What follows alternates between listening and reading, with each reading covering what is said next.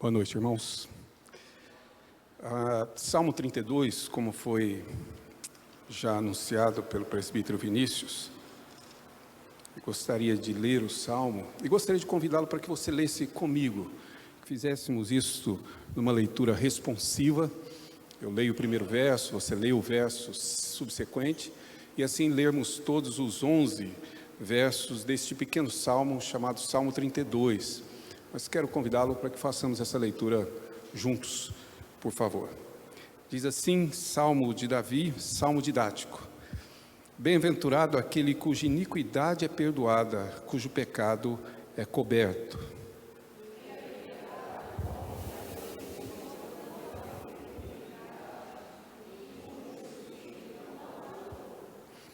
Enquanto calei os meus pecados, envelheceram os meus ossos pelos meus constantes gemidos todo o dia.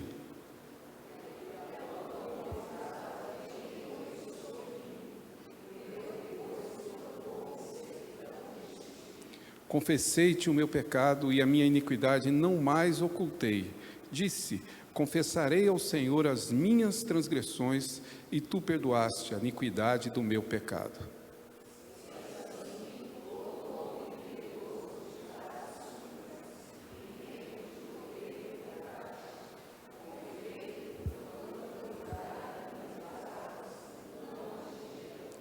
Tu és o meu esconderijo, tu me preservas da tribulação e me cercas de alegres cantos de livramento.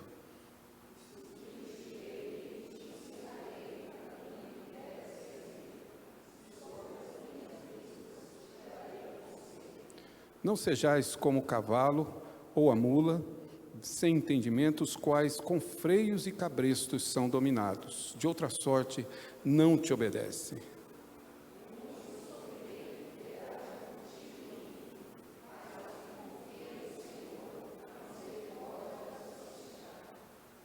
Alegrai-vos no Senhor e regozijai-vos, ó justos. Exultai, vós todos que sois retos de coração, diz o Salmo 32 de Davi. Esta semana lia uma reportagem, e nada mais do que curiosidade, mas a reportagem, numa breve apresentação, dizia ou falava dos 12 itens, as 12 bens de utensílios, mais caros do mundo. Não trata de patrimônio, na verdade, empresas e corporações, mas bens de uso pessoais, esses bens que as pessoas vão adquirindo em sua vida, e os 12 mais valiosos. Não vou fazer a lista toda, claro, mas alguns para que vocês tenham pelo menos uma noção do que isso significa. O valor desses bens não é na verdade um valor de mercado, não é um preço que você encontra. Eles foram deduzidos, claro, ou foram pelo menos incluídos aqui, pelo valor que alguém resolveu pagar por ele. Claro, alguém decidiu que de fato valia a pena investir o valor que possuía nestes bens. Um deles, uma cama flutuante desenhada por um designer holandês. Ela é magnética, de forma que ela não tem pé. E ela precisa ficar presa sob cabo de aço, senão ela se eleva. Há um magnetismo que faz com que ela se afaste do chão. Uma cama. É útil, porque pode ser usada como mesa também. Valor, 6,2 milhões de reais por uma cama.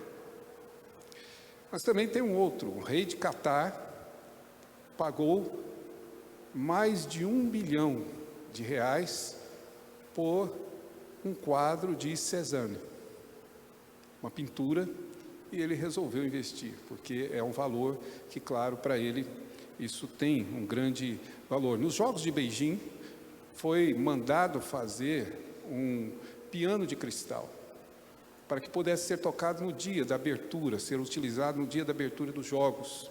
E esse piano completamente de cristal terminou sendo vendido pela bagatela de 12 milhões de reais. Tem também algo muito valioso aqui, pelo menos muito útil. Um rapper americano comprou uma Bugatti, um carro. O carro custava 2 milhões de dólares. E ele, mandou revestir o carro inteiro de ouro.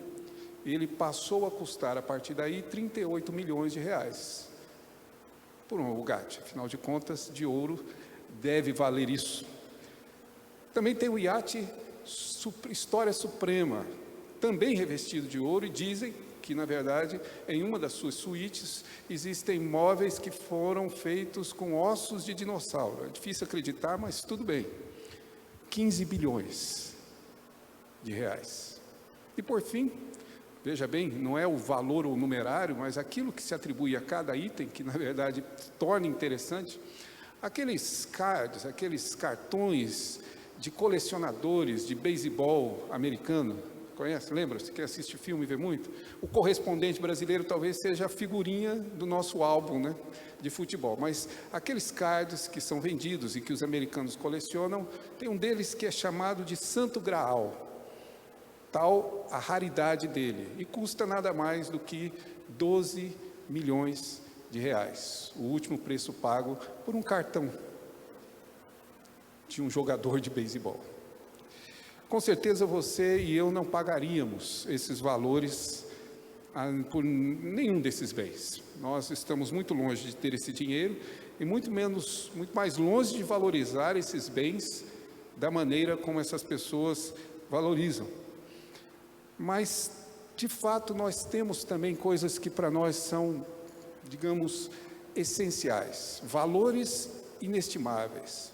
Às vezes são pessoas, outras vezes conquistas, mas mesmo objetos. Alguns objetos para nós são, na verdade, inalienáveis. Nós não vendemos, nós, na verdade, não negociamos. É comum. E as pessoas dão até um nome para isso. Dizem que é o valor afetivo. Você transfere um valor afetivo por um determinado bem e ele ganha esse valor inestimável. Pois bem, qual seria o valor ou bem supremo? Qual seria, na verdade, aquele item de maior valor para o poeta Davi?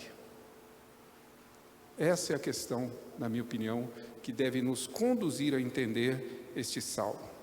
Quando Davi pensa no seu bem maior, pensa no seu maior, digamos, aquilo que mais valor tem e que pelo qual ele estaria disposto a despender qualquer recurso que possuísse, embora possuísse tudo, como o rei deveria ter, com certeza, uma vida de luxo, Davi se refere exatamente à graça perdoadora de Deus. Nada se compara em termos de valores. Este salmo ele é interessante porque há um conjunto de olhares diferentes para eles. Alguns estudiosos veem aqui como um salmo penitencial. O que é um salmo penitencial? É o Salmo 51, por exemplo, quando Davi confessa o seu pecado com Batseba, e aquela oração de Davi é considerada como uma espécie de penitência, não no sentido de que a oração pudesse ter o poder de redimi-lo, mas no sentido de que ele confessou o seu pecado e buscou em Deus o perdão para um pecado que ele possuía, e essa chamada penitência qualifica alguns salmos, e este salmo é visto por alguns como um salmo penitencial, com o que eu não acredito necessariamente. Eu creio que o contexto do salmo nos dá uma outra ideia. Também, na sua Bíblia, deve estar escrito aí, Salmo Didático de Davi. Essa é a tradução de uma palavra hebraica. Na verdade, literalmente é Masquil de Davi. É a palavra que introduz aí essa nota inicial. E Masquil é uma palavra não muito fácil de traduzir. Com a influência de Lutero, a ideia é de que isso é uma instrução, de que isso é um salmo, então, de ensino. Daí, traduzido como salmo didático, que poderia ser. Outros autores vão dizer que não, mas que na verdade são notas ou informações para aquela ação musical que se faz, ou seja, que se perdeu no tempo, mas alguma nota musical necessária. Contudo, eu prefiro de fato entender como outros autores veem e traduzem Masquil como uma contemplação.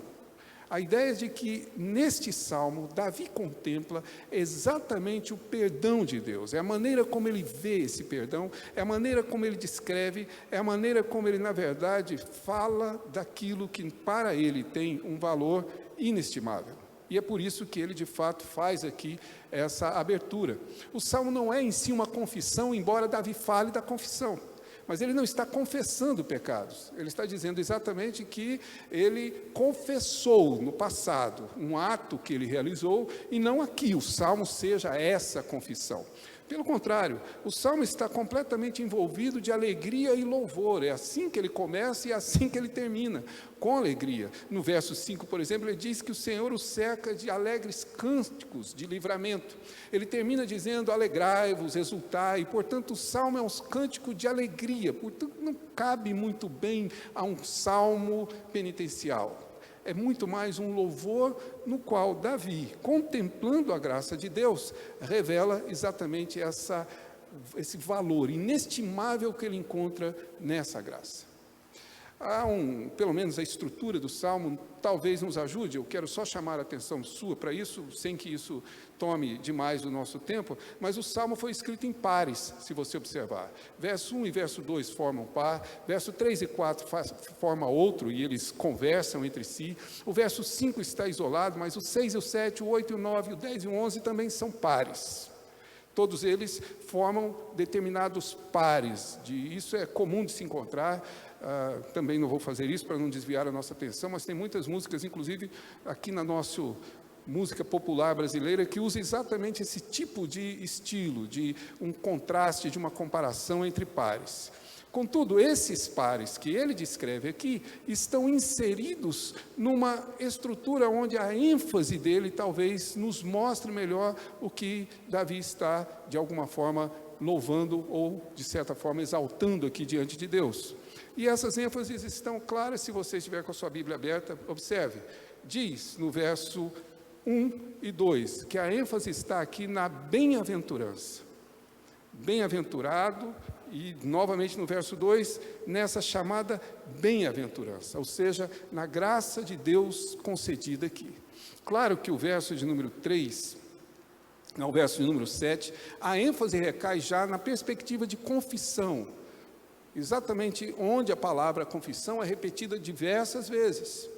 Depois no verso 8 e verso 9, é exatamente a resposta de Deus. Aqui Davi fala em nome de Deus, ou Deus fala. Instruir-te-ei é Deus dizendo que o fará. E a ênfase está exatamente aí, na instrução, no ensino de Deus. E conclui, claro, com a ênfase nessa alegria, no verso 10 e no verso 11, que é como ele começa e como ele termina. Ou seja, à luz de todas essas perspectivas, o que eu gostaria que você tentasse perceber comigo é de que maneira, aos olhos de Davi, o perdão é tão valioso, mais valioso do que o História Suprema, tá? Aquele iate de 15 bilhões.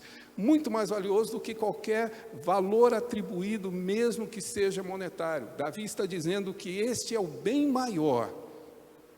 É exatamente aquilo que de maior valor existe em sua vida, mesmo sendo rei, mesmo possuindo tudo, nada do que ele possui se compara exatamente a essa graça manifesta aqui. E é interessante porque, na realidade, há uma série de autores que pregaram neste salmo. Se você entrar no YouTube, você vai ver vários, e agora mais um que sou eu, mas de qualquer maneira, tem muitos falando sobre o Salmo 32. E os títulos são sempre os mesmos, tá? Ou parecidos. Um autor, ou pelo menos um pregador, diz que é a alegria do perdão. O outro diz que é a felicidade do perdão, pelo menos como descreve. Outro diz que, na verdade, é o prazer do perdão, ou o prazer da confissão. Outros dizem que, na verdade, algum outro fala que é a bênção do perdão. Um outro pregador chama esse salmo, ou intitula o seu sermão, como o milagre do perdão. O que eu quero dizer para os irmãos é que não importa que palavra eu use aqui, eu não vou encontrar uma palavra capaz de traduzir exatamente o significado desse perdão. Por mais que nós busquemos no nosso rico vocabulário, nós não teremos uma palavra capaz de descrever. Pode chamar de alegria, pode chamar de felicidade, pode chamar de bênção, pode chamar de milagre, pode chamar de tudo que você puder constituir de grande valor, e é tudo isso reunido, e tudo isso reunido chega muito longe de descrever exatamente o significado do que ele procura nos traduzir. Por isso eu creio que ele inicia bem quando diz bem-aventurado, que algumas versões vão dizer feliz, mas a nossa língua não consegue traduzir o sentido exato dessa chamada bem-aventurança. Bem-aventurança, é claro, é algo que nos é concedido, que nos é derramado, que nos é dado. É essa a ideia básica. Por isso, traduz-se como bênção, ou como abençoado é, ou feliz o homem que. Em todos esses sentidos está correto, mas não traduz exatamente o que significa. É como se nós, na nossa linguagem comum, e nós fazemos isso, ao observar alguém que recebeu uma graça muito grande, ou que na verdade obteve, digamos assim, na sua vida, uma alegria muito grande, nós dizemos que essa pessoa é uma pessoa sortuda. Já usou essa expressão? É alguém afortunado, é alguém que recebeu uma bênção, um favor, que na realidade é considerado por todos, sim, uma imensa e indescritível sorte. Pois é exatamente isso que Davi está dizendo. A graça indescritível do perdão. Aquela que nós não conseguimos traduzir e que ele diz é exatamente essa bem-aventurança. Bem-aventurança que fica um pouco mais claro se você olhar o verso 1 e o verso 2 e perceber como ele descreve poeticamente isso. Observe que aqui ele usa 4 palavras diferentes para falar sobre o pecado. Eu sei que na nossa tradução são 3, se você quiser marcar aí na sua Bíblia, fique à vontade. Bem-aventurado é aquele cuja iniquidade, é uma palavra para se desferir o pecado, cujo pecado é coberto, diz verso 1, é a segunda palavra. Bem-aventurado também diz o verso 2, a quem o Senhor não atribui iniquidade, é outra palavra também descrita aqui, e termina dizendo, aquele homem cujo coração não há dolo. 4 palavras. Em hebraico, são 4 palavras diferentes, são 4 termos diferentes, e termos, na verdade, que descrevem a natureza real do pecado. Eu creio que nós não conseguimos avaliar muito bem o valor do perdão, a não ser que consigamos, de alguma forma, ter uma boa visão daquilo que o pecado é, daquilo que o pecado de fato significa. Por isso, essas palavras são fundamentais. Quando ele diz, no verso 1, bem-aventurado o homem, bem-aventurado aquele cujo pecado, cuja iniquidade é perdoada. Essa palavra iniquidade é, na verdade, uma palavra hebraica, que eu não vou repetir aqui, até porque não faz muito sentido, mas que traduz uma ideia de ir além dos limites, de se rebelar contra Deus, e ir além dos limites que Deus estabelece. É uma ideia de rebelião, é quando, na verdade, há uma desobediência tácita, há uma desobediência explícita de alguém que resolve ir além do que Deus determinou, de ir além dos limites que Deus estabelece. Claro, isso é o tipo de conduta que eu e você não temos, concorda? Deus estabeleceu limites aos homens, mas os homens vão muito além deles. Em geral, a tentativa de estabelecer para Deus os nossos limites. Os homens decidiram limitar Deus, irem além daquilo que Deus determinou. O que é claramente uma rebeldia, o que é claramente uma atitude que, na verdade, atenta contra a autoridade de Deus. No verso 1 ele diz também, cujo pecado é coberto. E aí ele utiliza uma outra palavra hebraica, não a mesma. E essa palavra tem um sentido um pouco mais comum. É errar o alvo. É quando eu e você não cumprimos o propósito para o qual fomos criados, fomos feitos e, vamos ser francos, inclusive redimidos. Quando eu e você desviamos do objetivo de Deus, do propósito de Deus. Deus constituiu todas as coisas. Deus fez de fato a raça humana, instituiu-nos como sua imagem e sua semelhança, nos colocou no mundo como vice-regentes, e nós, na verdade, deixamos de cumprir os propósitos de Deus. Claro, sem dúvida, afinal de contas, o meu propósito é mais importante do que o propósito dele. Os meus sonhos, os meus planos, se eu estiver equivocado, me corrijam, mas as teologias mais contemporâneas, inclusive os cânticos que conversávamos um pouco mais à porta antes do culto começar, têm nos ensinado exatamente o oposto, que Deus existe para fazer cumprir o meu sonho, o meu plano. Aquela ideia de que Deus está ali exatamente para conduzir a minha vida no cumprimento do meu propósito. Pois bem, é errar esse alvo, é errar exatamente este propósito. Verso 2, traduzido agora como iniquidade: bem-aventurado o homem a quem o Senhor não atribui iniquidade.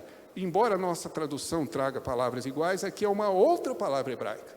E nesta terceira palavra hebraica, na realidade, ele está falando de perversidade, que é o ato de torcer, de distorcer o que é correto, o que é justo.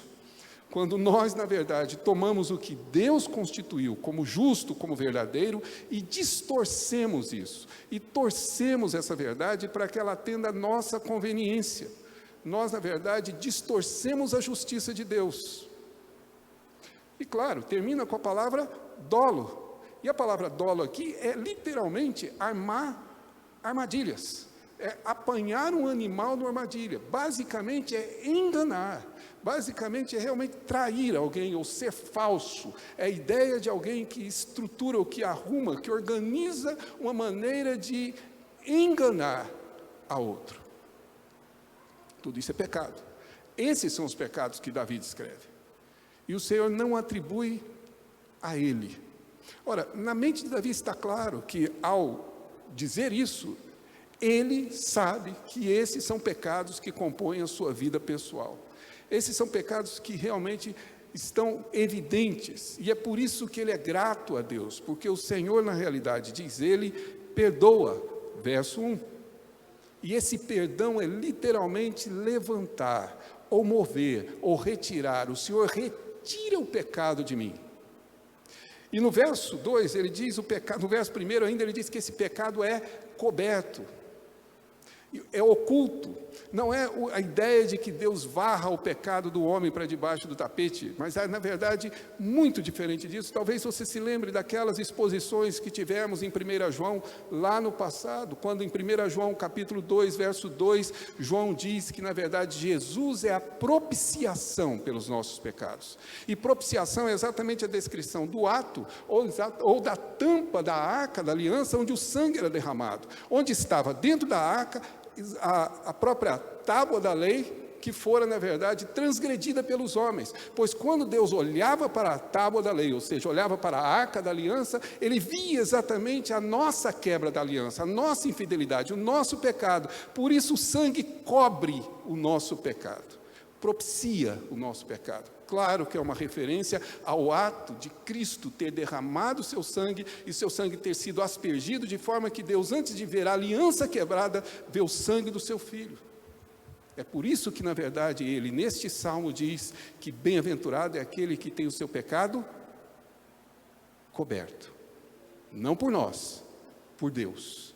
Não oculto, mas pelo sangue do Cordeiro derramado exatamente sobre aquela propiciação. Tem um autor, inclusive, que citando João 2,2, diz que Jesus é o nosso tampa-pecado.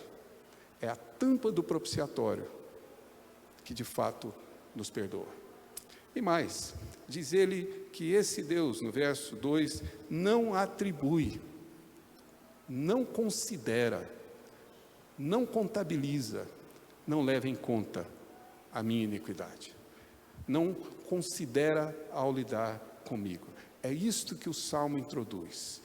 Bem-aventurado, feliz, se preferirem afortunado, se preferirem ainda mais sortudo o homem que, na realidade, diante de Deus recebeu essa graça, que embora seja alguém que torça a justiça de Deus, desvie-se do seu propósito, rompa com os limites de Deus e engane a si mesmo, essa pessoa literalmente foi coberta pelo sangue, livre exatamente dessa condenação. Por isso ele é considerado bem-aventurado.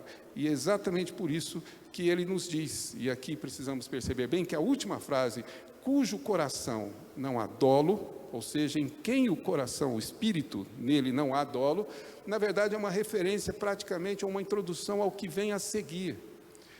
No seu coração não há a implícita decisão de enganar, de encobrir. Quem é este homem? É exatamente o homem que cala o seu pecado. É exatamente o homem que oculta o seu pecado. É exatamente o homem que esconde o seu pecado.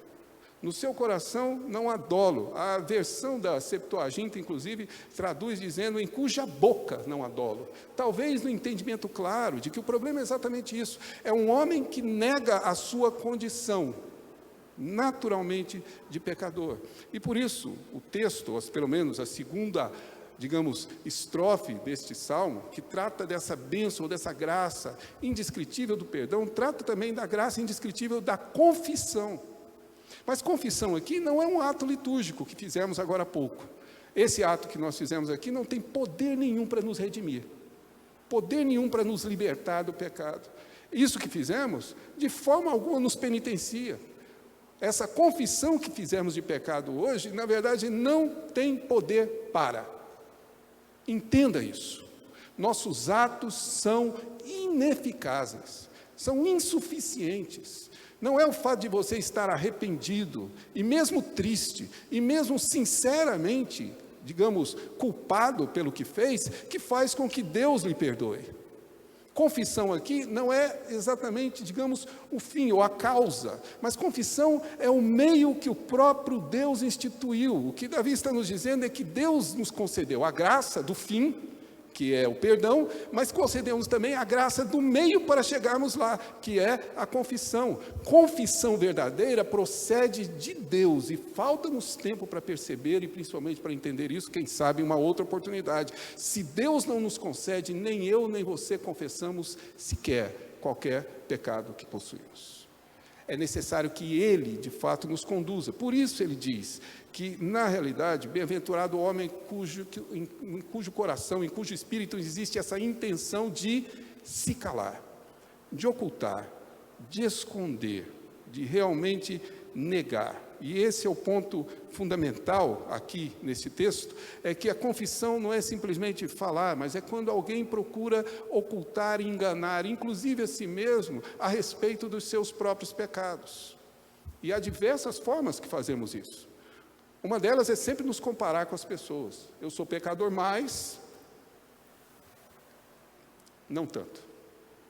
Há pecadores piores do que eu. Tá certo? Ou encontrar justificativas, explicações para os nossos pecados. Hoje pela manhã, no nosso chat, muita gente tratou disso, falando dessa nossa mania de relativizar o pecado. Sinceramente, nós parecemos crianças, e eu estou me referindo não às minhas, mas ao que eu fui. 6 irmãos.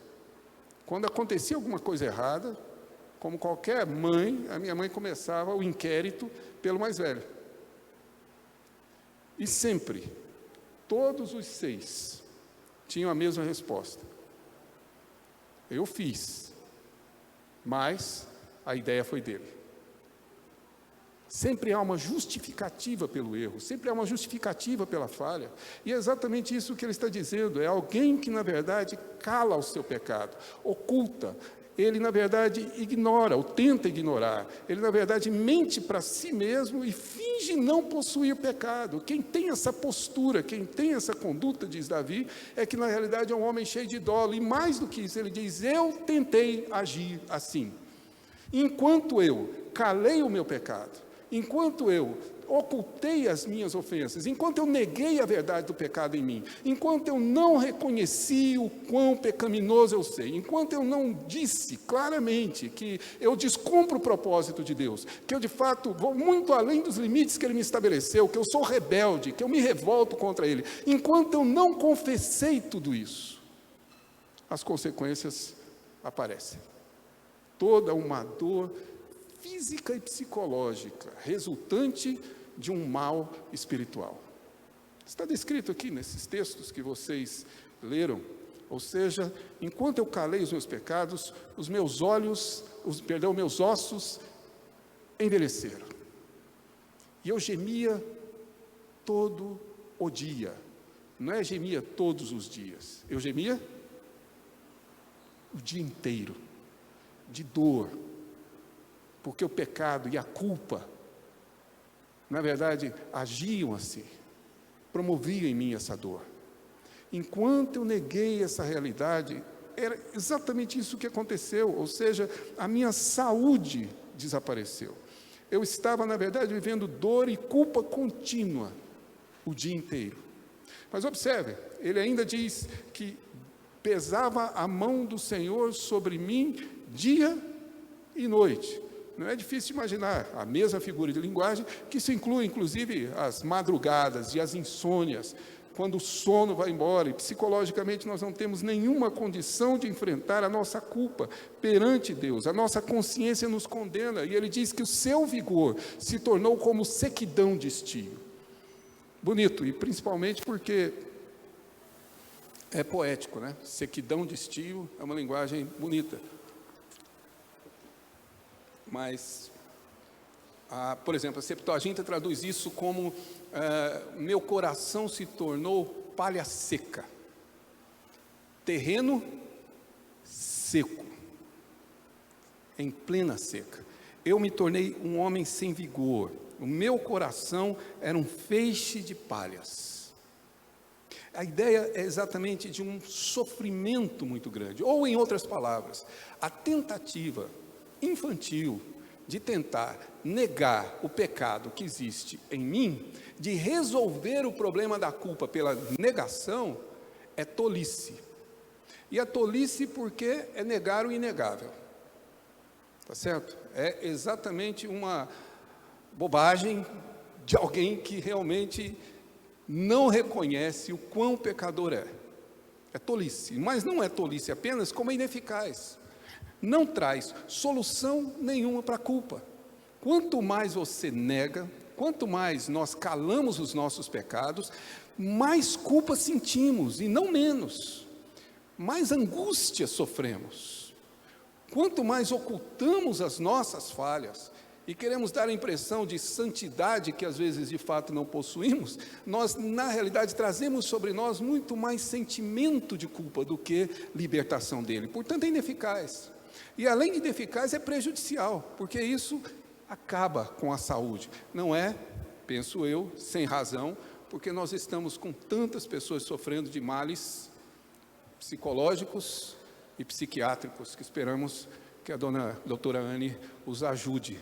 Ou seja, pessoas que estão vivendo fruto de uma culpa que não cessa, de um sentimento que de fato o escraviza. E exatamente por isso ele diz, enquanto eu calei, exatamente esse foi o resultado. Então, diz ele no verso de número 5, eu confessei-te o meu pecado.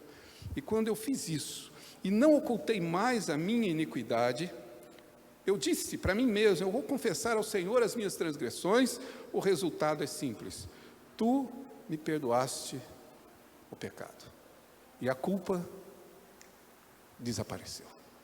O peso foi embora. O pecado foi levado, como diz o verso 1.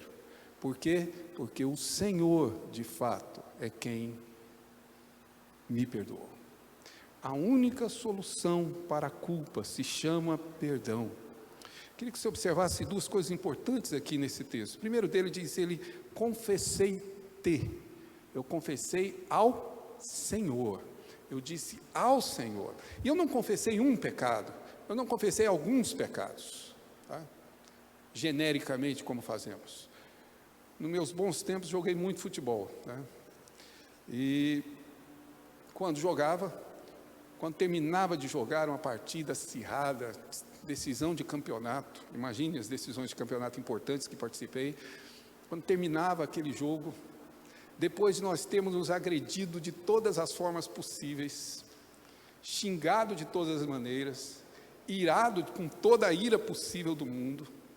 Se você já jogou futebol, sabe do que eu estou falando. Em que a sobrancelha do indivíduo é canela, então você não tem limite para a sua violência. Quando terminava tudo, nós saímos do campo, batíamos no ombro do nosso adversário e dizia, desculpe qualquer coisa. Genericamente, como se o pecado fosse qualquer coisa. Aí eu digo num culto, confesso, liturgicamente, Senhor, perdoa o meu pecado. Se Deus nos respondesse, ou se nós pudéssemos ouvi-lo falando, Ele diria: quais deles? Se é que nós confessamos. Porque tenho a ligeira impressão que a oração de confissão para nós não passa de um ato de culto. Não me responda, mas qual foi a última vez que você se ajoelhou em sua casa, sozinho, e pediu perdão pelo seu pecado? Você e Deus, sem que seja induzido por uma liturgia, consciente do seu erro, pôde bater no seu coração e dizer: Senhor, ser propício a mim, porque eu sou um pecador, miserável pecador. Confessei as minhas transgressões, e o Senhor, que me deu a confissão, me perdoaste. Uma graça indescritível. E mais, se você puder observar, ele continua no verso 6 dizendo: por isso, essa é a conclusão, por esta razão, porque Deus perdoa todo homem piedoso, e o homem piedoso aqui está em oposição ao homem cujo espírito é cheio de dolo. O homem piedoso aqui é a distinção que desde o Salmo 1 nós estamos falando entre justos e ímpios. Veja o verso 10 e verso 11, e você vai ficar claro: muito sofrimento terá que curtir o ímpio, alegrai-vos vós que sois justos. Essa distinção, pois bem, todo homem que for piedoso, ele consciente desta verdade, fará ao Senhor súplicas, fará ao Senhor pedidos incessantes, para que o Senhor o perdoe, mas fará isso em tempo, diz o verso, em tempo de fato encontrá-lo, diz o verso de número 6, ou seja, em tempo de poder encontrar o Senhor, porque esse é a grande, digamos, mais uma das nossas grandes tolices, é achar que Deus está disponível por toda a eternidade. A hora que eu resolver, aí sim, aí eu me converto. A hora que na verdade for conveniente. Eu já ouvi isso, talvez o reverendo Igor também. Pessoas que vivem em pecado dizem: não, quando eu ficar velho eu me converto, que aí os pecados não terão mais graça, eu não terei mais força para cometê-los tanto, então lá, no fim da vida eu me converto um pouquinho antes, como se Deus estivesse ali. Há um simples estalar de dedos e ele serviria. Davi é claro, todo homem piedoso, todo homem sensato, ele fará súplicas ao Senhor quando? Hoje, porque não é possível fazer ontem, porque se fosse possível eu faria essa súplica ontem. É urgente. Davi está dizendo que existe um caráter de urgência nessa súplica, para que o Senhor realmente possa perdoar. Portanto, diz Davi, que Deus nos concedeu a graça do perdão, e nos concedeu uma indescritível graça da confissão, para que o perdão seja alcançado. Mas se isso não bastasse, agora no verso 8 e verso 9, Deus responde.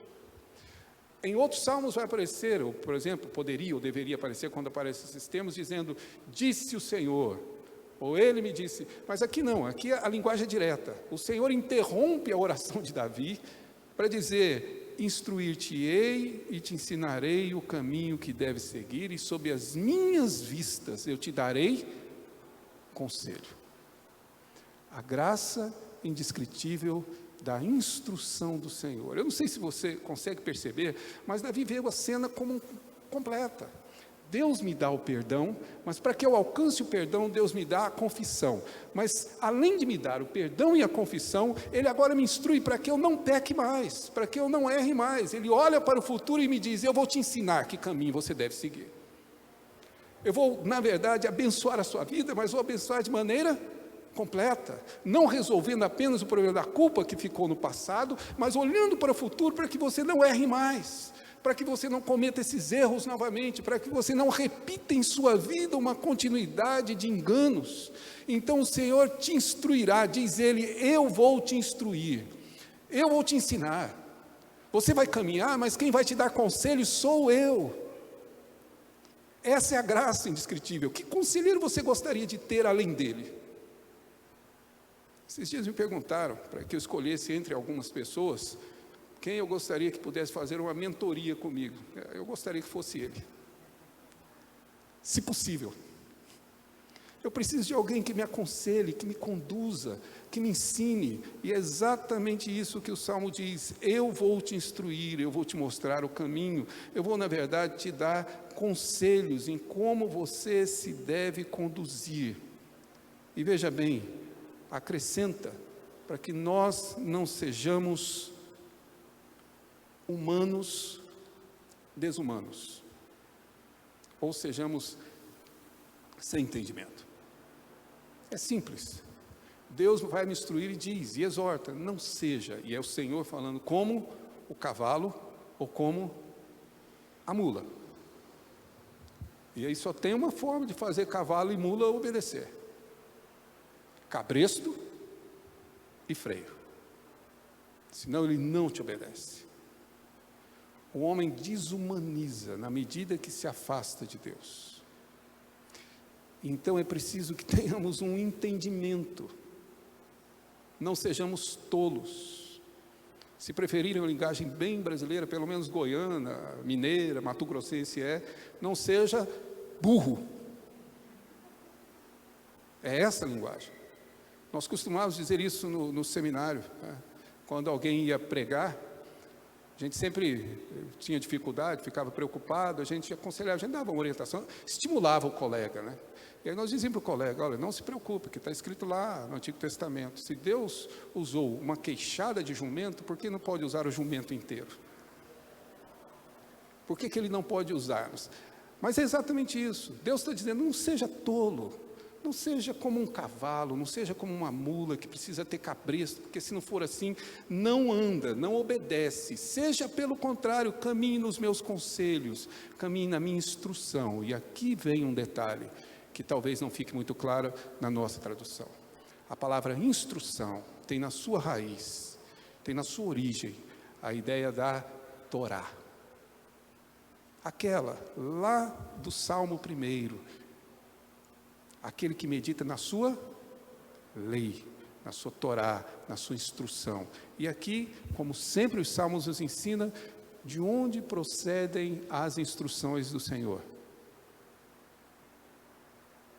Eu sei, eu também gostaria de tê-lo como conselheiro, mas temos exatamente isto aqui, que Deus nos concedeu, que é revelação, não é opinião, que é verdade, e que nós tratamos como meros orientações, meras opiniões, como se Deus tivesse apenas opinião. Deus não tem opinião, Deus tem verdade.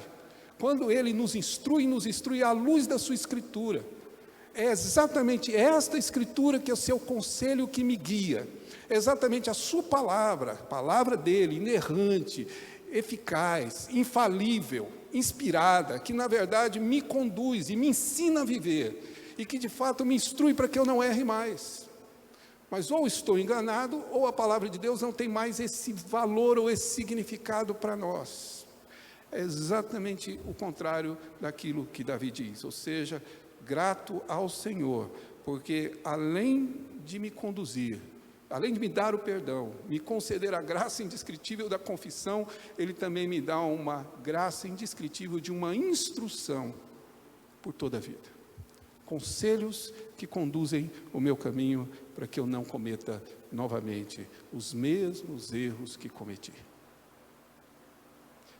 Além disso, conclui ele exatamente no verso final, 10 e 11, sobre essa alegria verdadeira. Deus nos concede perdão, confissão, instrução e nos concede a verdadeira alegria. Note que o texto é claramente aqui comparativo, ou seja, a verdadeira alegria, que é aquela bem-aventurança, já que ele vai concluir, está aqui numa distinção óbvia entre justos e ímpios. Diz o texto: muito sofrimento terá de curtir o ímpio, mas o que confia no Senhor, a misericórdia assistirá. Por isso, alegrai-vos, exultai e, principalmente, regozijai-vos aqui. Ou seja, há uma clara distinção entre o ímpio e o justo. Há uma clara diferença entre eles. Como já está claro, já mencionei, a pergunta é: qual é a diferença? Onde é que está a diferença entre justo e ímpio? Claro, o justo é muito mais próspero do que o ímpio. Vocês concordam comigo, né? Claro que não. Essa é a linguagem dos nossos dias. De que, na verdade, toda pessoa que sofre ou que tem menos, é menos santa do que aquele que, claro, é mais próspero. A diferença entre justo e ímpio não está aí. Ela não é perceptível aos olhos. Ela está exatamente no que diz o verso 10. O que confia no Senhor, o justo, a misericórdia de Deus o assiste. E se você é um estudante aqui do hebraico bíblico, porque afinal de contas é o que mais esses pastores aqui da Igreja Vila Prudente fazem, se não citar esses termos, mais uma vez está aqui Davi dizendo que o que assiste a vida do homem que confia no Senhor é o seu hesed, a sua graça, a graça da aliança, a misericórdia que pertence à aliança que Deus estabeleceu conosco. Essa é a distinção entre justos e ímpios. Essa é a distinção entre homens e mulheres verdadeiramente alegres e aqueles pseudos felizes, que buscam a sua alegria no pecado, como se o pecado pudesse ser fonte de alegria. O pecado é fonte de angústia. A pessoa se embriaga do pecado, para depois ter, durante muito tempo, uma ressaca de culpa em sua vida. Arrasta isso. A sua consciência não deixa em paz. A sua alegria foge. Se torna pessoa irritada e ninguém sabe por quê. Mal-humorada e ele não diz por quê. Porque na realidade ele esconde o seu pecado. O caminho é o perdão. E quem confia no Senhor é exatamente este homem, conforme descreve o verso 11, numa gradação clara, se você puder observar. Ele se alegra, ele se regozija e ele exulta. Com toda a ênfase e redundância que você quiser colocar nesse texto. Se a Bíblia pudesse ser escrita em neon, esses 3 versos estariam essas 3 palavras em neon para você não se esquecer. É alegria, é regozijo e exultação. Não é apenas aquela, digamos, alegria simples que temos de vez em quando, mas vai ao prazer último de exultar diante daquilo que Deus concedeu. E também a alegria é parte da graça do Senhor. Com um pequeno detalhe, se você puder observar, e aqui o salmista antecipa o que Paulo posteriormente escreve na sua carta. Diz ele no verso 11, alegrai-vos no Senhor. Porque esse é o nosso grande problema. É nós acharmos que existe outra fonte de alegria que não seja Ele. Que existe uma outra fonte de prazer que não seja Ele. Que exista, de alguma maneira, a possibilidade de um homem ser verdadeiramente feliz, não temporariamente feliz, não enganosamente feliz, não fingidamente feliz, mas alguém ser de fato feliz que não seja no Senhor. A fonte de todas as nossas alegrias, diz Davi. Por isso, podemos voltar lá à pergunta inicial. Ou seja, qual é, meu irmão, o maior bem que você possui? Um iate de 15 bilhões. Um card de 12. Qual é o maior bem na sua vida? O que existe de maior valor para você? O que você daria por essa bênção, por essa bem-aventurança ou por essa graça? O que você está disposto a gastar? Pois a Escritura deixa claro, o que Deus dispôs-se a pagar por essa graça. Na sua primeira carta, Pedro diz que não foi com prata nem ouro que fostes comprados do vosso fútil maneira de viver, mas fostes comprados com o sangue de Cristo Jesus. Esse é o preço dessa graça. Esse é o valor pago por essa bênção. A diferença é que quem pagou foi o Senhor. Foi o preço que Deus pagou. Foi o preço que o Senhor ofereceu. O sangue do seu Filho. O próprio Deus crucificado. E depois de tudo isso, Ele nos deu, sem preço nenhum. Sem que eu e você tivéssemos que gastar um centavo, uma gota de suor, um esforço sequer. Como algumas músicas que eu gosto muito de ouvir, Deus, na verdade, agiu em meu favor, quando eu não tinha nenhuma intenção, de fato, de buscá-lo. Sei que as nossas conversões são diferentes, mas a minha, para mim, é uma prova concreta de que eu fui achado. Naquela música que traduz bem o sentido da graça, chamada Amazing Grace, cuja palavra fala de algo surpreendente, que nos deixa em perplexidade, que nos faz perceber algo que nunca tínhamos imaginado.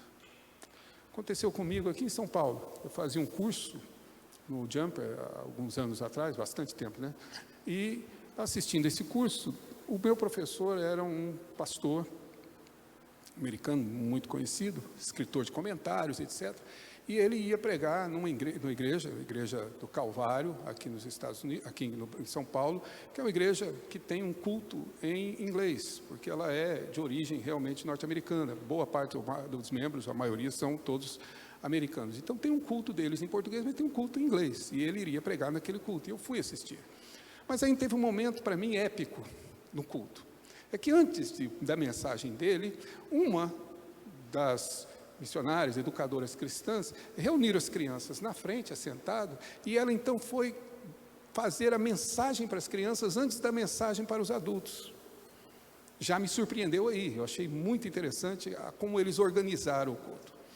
E, na verdade, a professora ou a pregadora das crianças colocou uma vela acesa e colocou um copo em cima, dizendo, claro, que essa é a ação do mundo. Deus nos fez como luz do mundo, e quando se coloca aqui o mundo nos sufoca, a luz apaga. E claro, depois de colocar o copo, o oxigênio acabou e a vela apagou. Então ela pegou uma outra vela acesa, que ela dizia simbolizar ali o Espírito Santo, e foi acender. Mas quando ela foi acender a vela, uma gota caiu da altura da vela que estava e acendeu a vela que estava apagada, sem que a vela encostasse na outra. Quando isso aconteceu e a vela acendeu, alguns meninos norte-americanos só disseram o que o americano diz: uau! Fantástico isso, que coisa surpreendente, que coisa inimaginável. Pois é esse sentimento que deveríamos ter quando nós contemplamos o perdão de Deus. Que surpresa, que coisa incrível. Um Deus que vê homens que fogem dos seus limites, homens que não cumprem os seus propósitos, homens que torcem a justiça e homens que tentam enganar a todos e dizer que não possui pecado. E com graça concede perdão, confissão, instrução e alegria. Por isso eu creio que essa graça ela é indescritível. E essa verdade, ela é incompreensível, embora possamos entender aquilo que Deus nos revele, mas nós não vamos compreender plenamente isso. E nessas ocasiões eu acho que deveríamos sempre fazer como Davi, traduzir isso em cânticos, para que pudéssemos manifestar essa verdade. Pedi à nossa equipe que cantássemos agora no final um último cântico, antigo, se eu não estiver enganado, é de 1982. Bons tempos. Mas eu me lembro muito dessa música, porque nós cantamos muito durante um bom tempo. Mas me lembro particularmente por causa de uma determinada situação. Era pastor em uma igreja que possuía um culto matutino. E além daquele outro cântico que diz logo de manhã, esse era um dos cânticos preferidos da nossa equipe em tocar naquelas manhãs. Mas para mim, pastor, esse cântico, quando cantado, tinha um efeito desconcertante. Não foi nenhuma nem duas vezes em que eu, de fato, me derramei em lágrimas enquanto cantava este cântico. E me lembrava claramente que a minha culpa não estava mais lá. Que eu podia subir ao púlpito e pregar, porque Ele havia tirado de mim o meu pecado.